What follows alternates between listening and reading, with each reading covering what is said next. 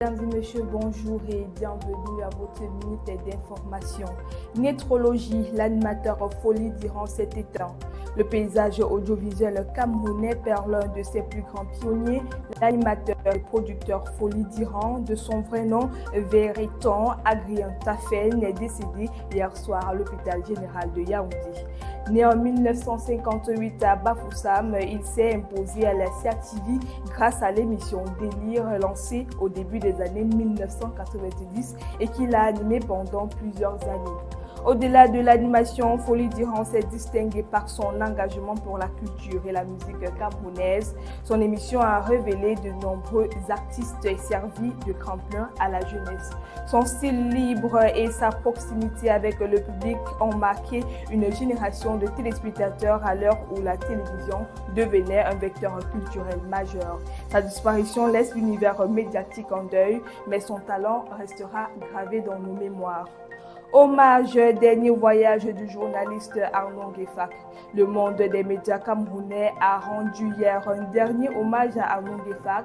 La levée du corps du grand reporter de Canal 2 International s'est déroulée à Yaoundé dans une atmosphère de recueillement. Décédé le 1er mars 2026 à l'âge de 39 ans, des suites d'un malaise à l'hôpital de Yaoundé, le journaliste laisse le souvenir d'un professionnel rigoureux et engagé. Connu pour son style de narration immersif, il s'était illustré à travers des émissions d'enquête comme Mot pour mot qui lui avait valu le titre de meilleur reporter télé. La cérémonie d'hier a réuni familles, amis, confrères et personnalités du monde des médias venus saluer la mémoire d'un homme de terrain. Arnon Guéfac laisse une veuve et 4 enfants, que son âme repose en paix. Angola, le français devient obligatoire à l'école primaire. L'Angola franchit un cap linguistique depuis la réforme adoptée en juin 2025. L'apprentissage du français est désormais obligatoire dès l'école primaire, alors qu'il n'était auparavant proposé qu'en option. Dans ce pays lusophone de près de 40 millions d'habitants, la mesure est perçue comme un pas important pour renforcer la place du français. À l'échelle internationale, la langue française continue de progresser. Elle compte environ 170 millions d'apprenants et près de 396 millions de locuteurs.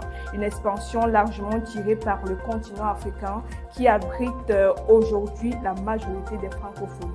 La mise en œuvre de la réforme sera suivie dans les prochaines rentrées scolaires. CAN 2025, le Sénégal dévoile son équipe d'avocats.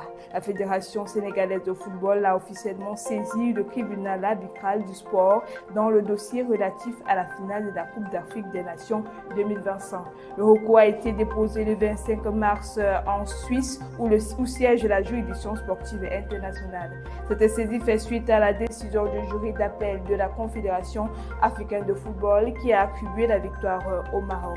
Contestant ce verdict, des autorités du football sénégalais sollicitent un réexamen de l'affaire devant le tribunal. Le dossier est désormais entre les mains du tribunal arbitral du sport, dernière instance habilitée à trancher les litiges sportifs internationaux. La décision attendue dans les prochains jours dira si les arguments avancés par le Sénégal sont de nature à remettre en cause le verdict de la CAF. Ainsi votre actualité ce matin. Merci.